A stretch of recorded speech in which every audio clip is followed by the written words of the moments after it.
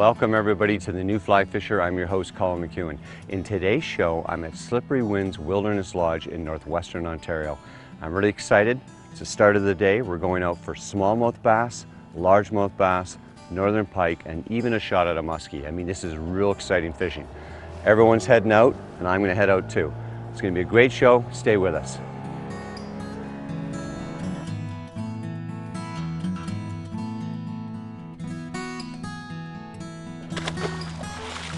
Let him go back to live another day. Oh, away he goes. Great fish. Wow.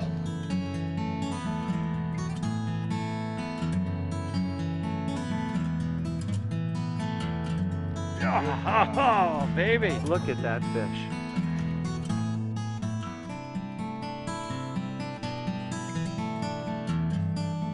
Stop, wiggle, on the way down.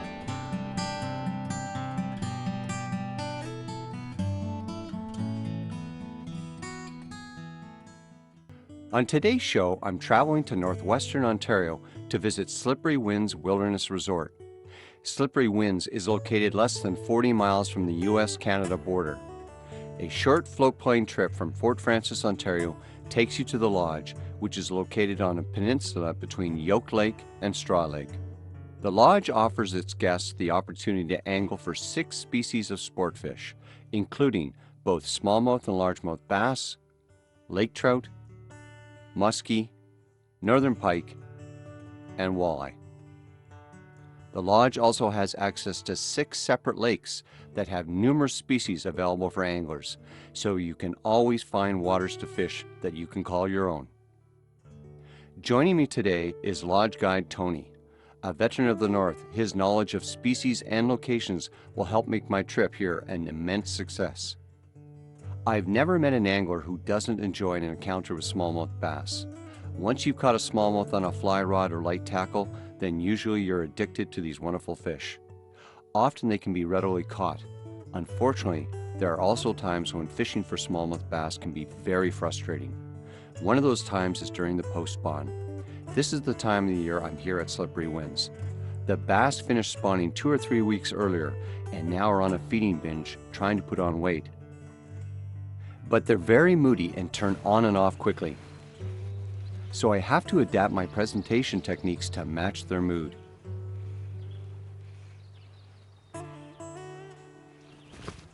Oh, you got the other one. Yep. That's okay. Good job, Colin. Ooh, not a big fish, but doing a really great job. It's a start. Yeah, it's his start. It's a very nice start. And I've got a woolly bugger on here with a weighted head. And what was recommended to me is to use a crayfish colored. So I used a sparkle leech. Well, that's actually a very thick, heavy fish. Really nice. We saw 2 bass. I cast the one and then I just threw another one over by a log and this guy came up. Wow, he's making the 6-weight work. Yeah, that's actually a nice fish. It's a very nice fish. Deceptive. Beautiful fish. Nice healthy fish. I tend to find the bass here are very healthy and very stout. It's not uncommon to get 19 to 20 inch bass. Thank you. Beautiful.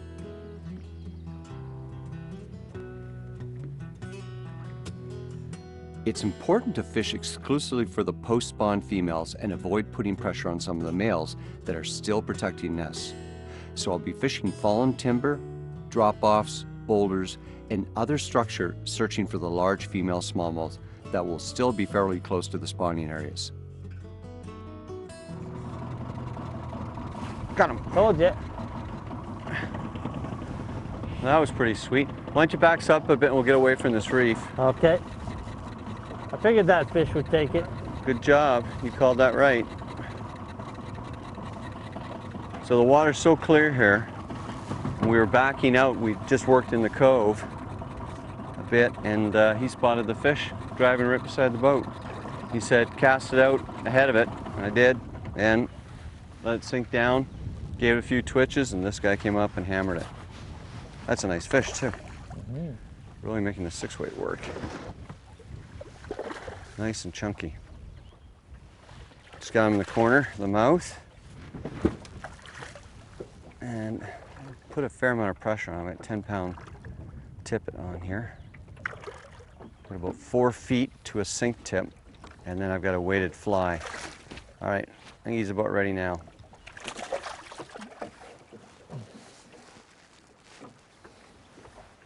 Beautiful fish.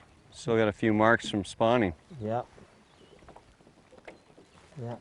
He was just on the outside edge of this reef here. It's like we thought he would be.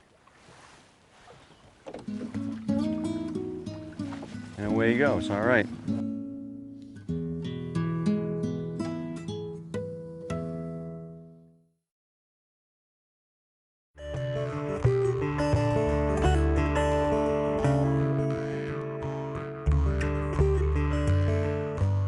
Slippery Winds has 5 lakefront guest cabins that are fully modern.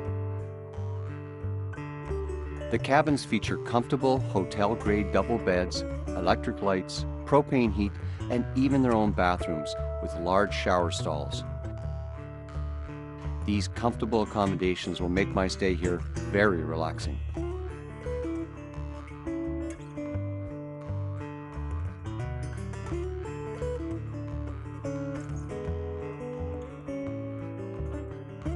During the post-spawn period, smallmouth bass are usually in a neutral feeding mood. They switch on and off quickly. When you encounter this, you must slow down your fly and finesse your presentation to include small twitches. As this video of a popper in the surface film shows, the rubber legs continually move, which is a tantalizing offering for bass. It is almost irresistible. As an angler, we must avoid the temptation to quickly retrieve a fly. Remember, presentation can be more important than the selection of the fly. If you make it look like an easy meal, you'll have success. You got her. Good for you. A nice fish. Nice, That was cool. nice fish. Good for you. Yeah. Way out here, I just saw this fish cruising by. We were just backing into a new position. Well, that's a good sized fish. That was cool. And I was lucky. I threw down the fly and the fish turned to see what the noise was. And as it dropped down, I just watched and she inhaled it. Nice bass. This is great sight fishing. I mean, this is what I really love. Yes, I just coughed up a crayfish or something. Oh, it's dragonfly. It's chunks of dragonfly. He just ate a dragonfly. You see it there right beside the fly. See, look at, there's another dragonfly he just coughed up. Yep.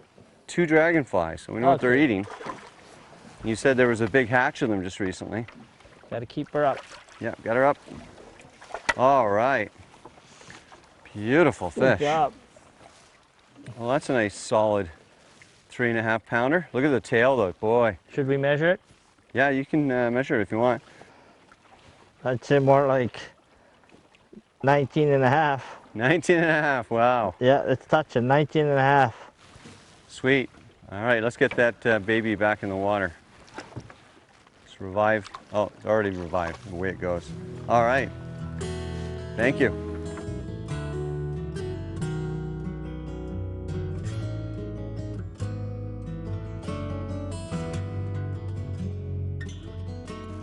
Keeping the rod tip down, tight to the fly, nice and slow, steady. And then when I get to the end, I always bring it up just to make sure. Sometimes I have follows. There's some rocks there.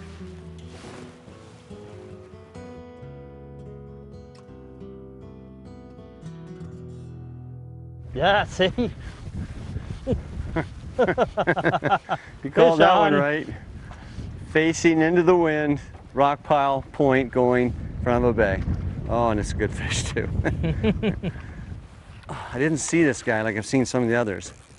But, oh look, what did he spit up there? I don't minnow? know, but he did spit up. He spit Looks something like a up. minnow. It's a minnow. Yeah, it's a minnow. All right, oh look at this guy. He's really putting up a good fight. Wow. That's another good fish. Really good fish. Oh, look at that. Oh. Tail dance. Right in the tongue. One more. There we go. All right. Whew. And if you look right down here on my left, you can see why the fish was there. It's facing into the wind. It's got the rock pile, so there's going to be crayfish. He can dart out quickly and strike at the minnows, whatever goes by. Nice fish. Look at that. That's a solid 17, 18-inch fish. Wow.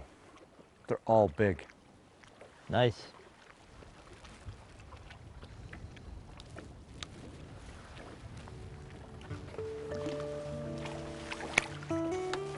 Thank you, sir. You're welcome.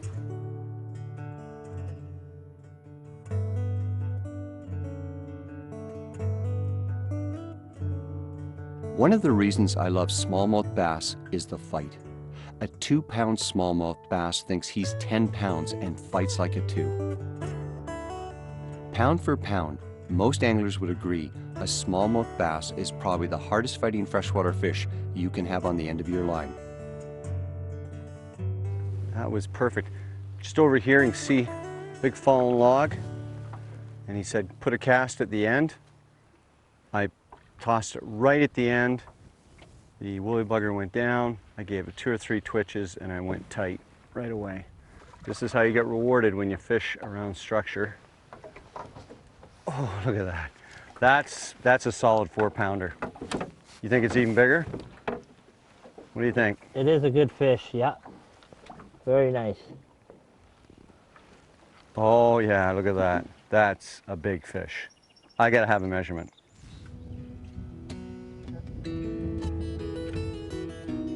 Beautiful. Nice. My day of smallmouth fishing at Slippery Winds was outstanding, but now is time to recharge and think about the next day. I had heard there was some excellent topwater largemouth bass action to be had, so I was already beginning to dream about the next day's fishing to come.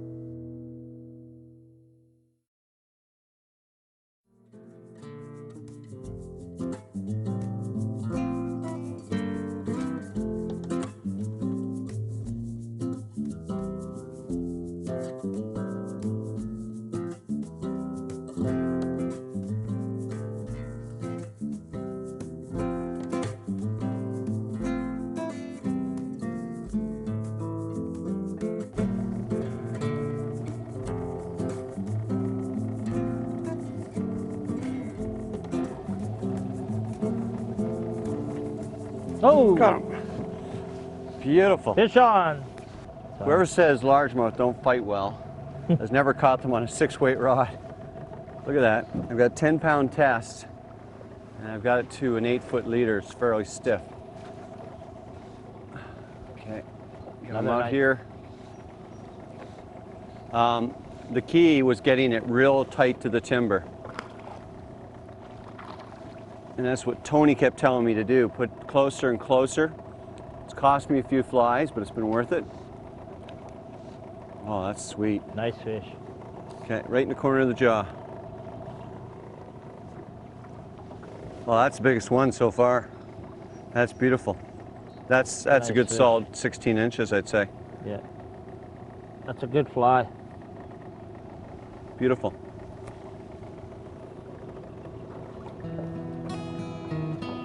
Good job. In choosing my flies for this trip, I matched the lures that were the most successful at the lodge with the other guests.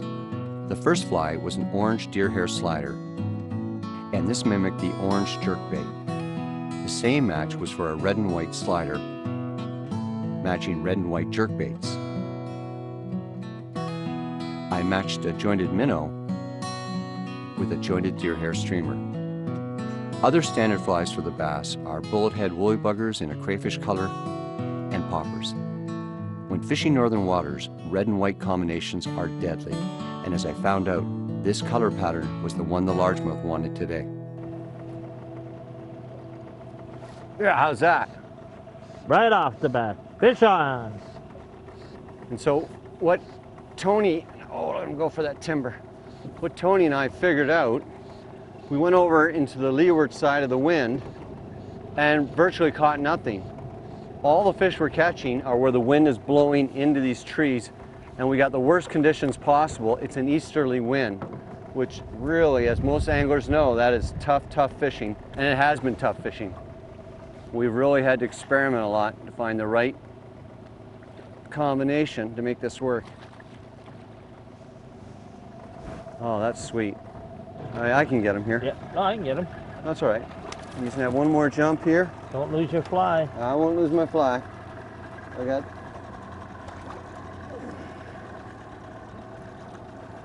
Nice fat bass. Beautiful bass. He's right in the shallows. I mean, no, you're not going to win the Bass Classic with a fish like that, but you can have a lot of fun with a popper catching fish like that every day. Wow.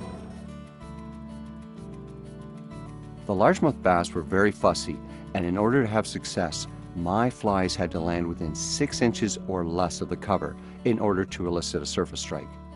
The fish at this time of the year won't move very far to eat, probably because they're still post-spawn and still recovering from the mating. Be sure to practice your accuracy casting before your trip. It will make dealing with brush and structure much easier. Today, the high winds were definitely a challenge for my casting and for Tony with boat control.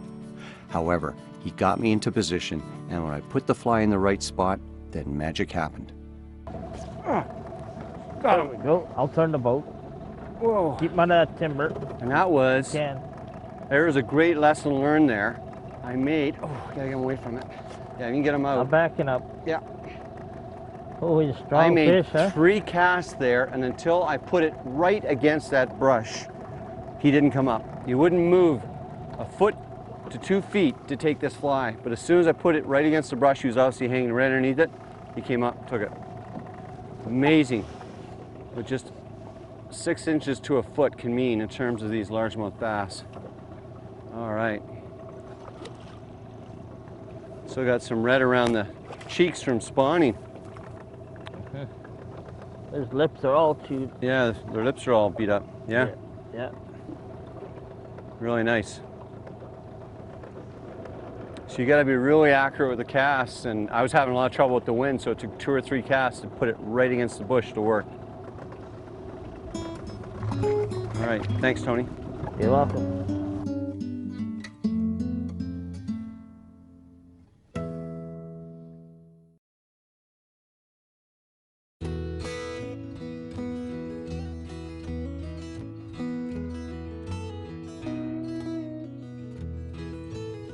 The next morning, I wanted to go for some pike, and Tony said he knew a few good spots. Some boulders over there, which is what I was looking for. Well, they'll suck up to that for some warmth. Oh, he just hammered it. All right. I think that's a good sized fish. Not sure. See in a second here. Oh, it looked better at a distance. Thought it was a big fish. Came up from the depths. So I think we've located some deep water weed beds. It's still early season. We're in the wind here a bit. Oh, for being a small fish, really fighting well. And this is where having a fighting butt, like I've got right here, even for some of these smaller fish that are really strong, you can just stick it in, give you some leverage. Just don't ever touch above the cork. Okay, do you think you're ready?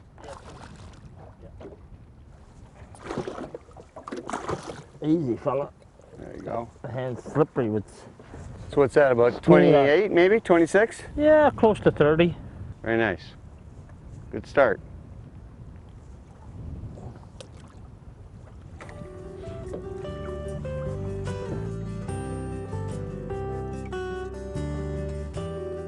So what I'm doing right now is I'm casting to the windward side of a reef that's coming off this island here, and we expect to find the pike facing into the wind. And we're just trying to find the pike. The weed beds aren't up yet, and we're hoping, we've caught some smaller ones up to about 30 inches, but we're looking for the ones that are facing up and are looking at ambush points around these reefs. Though I was fishing for pike, there are many muskie in the waters here. Catching a muskie on a fly is one of the greatest thrills for an angler. However, today was not to be my day.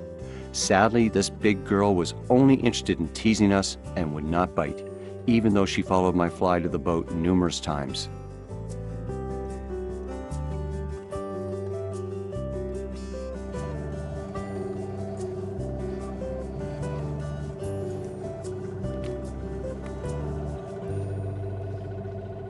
Ah, There you go. little guy.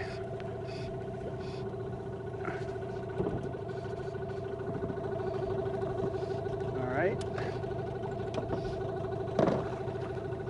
It's a lot of fun to see the fly getting hailed like that. Another 30-incher, huh? Yeah. Same size. Healthy looking fish.